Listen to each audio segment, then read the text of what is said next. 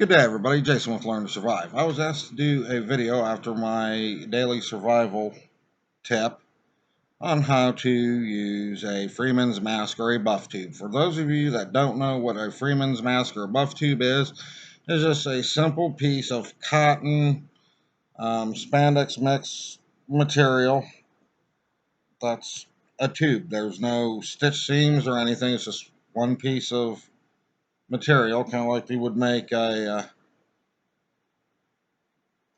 t-shirt out of, but spandexy.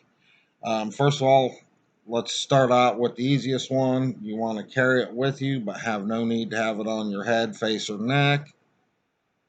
Just bunch it up like so. Wrap it around your wrist.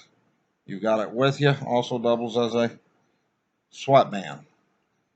Okay, as long as we're got it like this. Another thing you can do if you fellas have longer hair or a woman, double it up like that. Use it to tie your hair back. There again, you always have one with you. Other ways of wearing one, especially like now that it's been really scorching hot here in the Midwest. This is called the Legionnaire. Put it on your head like so, open it up a little, and pull that top over your head and over the buff tube. And I'm not going to worry about getting it all tucked in pretty. So you've got like a lightweight bandana on your head protecting you from the sun. You've got this nice little tail and back protecting the back of your neck from the sun. Um, there's one called the Pirate. Now, this one I don't care for. It's not hard to do, but it's difficult to get looking right. You take your buff tube, you put it on your arm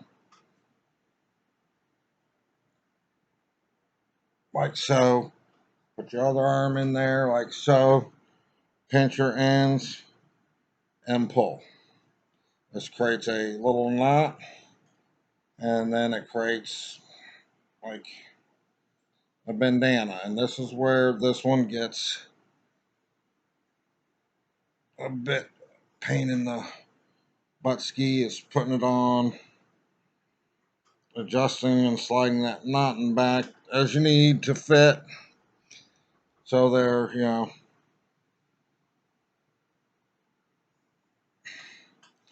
got like a bandana on your head.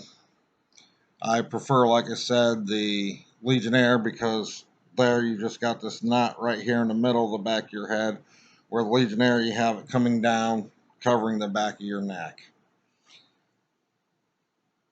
This is the way I do it the most, especially here this year since it's been really hot and we're in a drought, and I do live in farm country, a rural area. We get a lot of dust when this wind gets blowing. Because of it, as I wear it around my neck like so, and then if I need it, I can just pull it up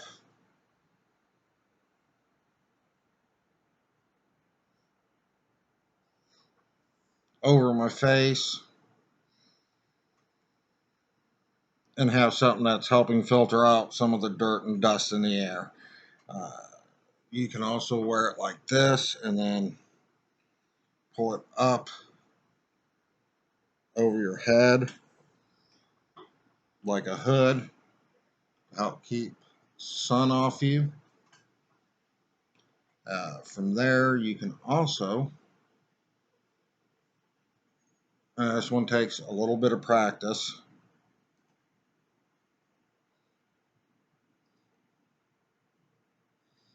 Grab it and pinch it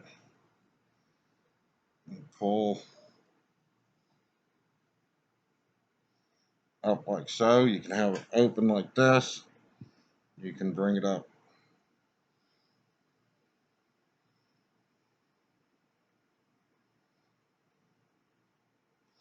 higher. to cover your faces. You can cover your nose.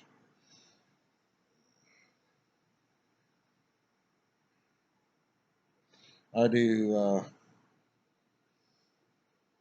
this one with this freeman's mask for hunting season. Meets the blaze orange requirement,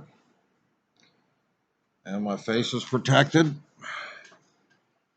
and I can still put my hat on over it or whatever needs to be done.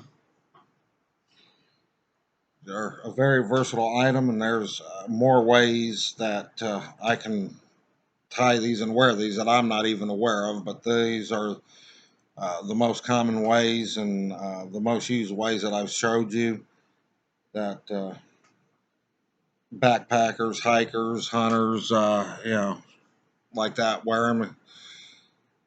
So I think everybody should have one or two of these and carry them with them. They're a very versatile item and very easy to carry, even if you want to fold it up.